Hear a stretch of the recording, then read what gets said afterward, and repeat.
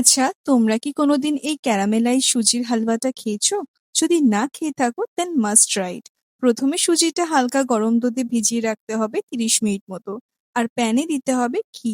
আমি এখানে ইউজ করেছি সুন্দরিনী ন্যাচারালস এর অর্গ্যানিক কাউ ঘি, যেটা রাজস্থান স্টেট অর্গানিক সার্টিফিকেশন এজেন্সির দ্বারা certified. 100% chemicals free and rich in nutrient. Also contain PUFA and MUFA. এটা খুবই ভালো ডাইজেশন অ্যান্ড ইমিউনিটির জন্য। এই ঘি আপনারা পেয়ে যাবেন ওনাদের ওয়েবসাইট www.sundariনী organic বা আউটলেট ভিজিট করে। তো এবার ঘিটা গরম হলে এর মধ্যে ড্রাই ফ্রুটস কে ভালোভাবে রোস্ট করে তুলে রাখবো।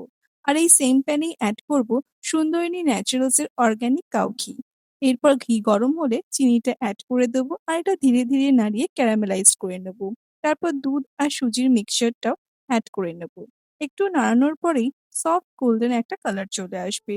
আর ঘিয়ের গন্ধে তো পুরো ঘর মম করবে। শেষে রোস্টেড ড্রাই ফ্রুটস গুলো ছড়িয়ে দেবে। আর ট্র্যাডিশনালি হ্যান্ডক্রাফটেড সুন্দরিনী ন্যাচারালস এর এই অর্গানিক কাউ ঘি ছোট থেকে বড় সবার জন্যই খুব ভালো, safe for cooking and multipurpose use.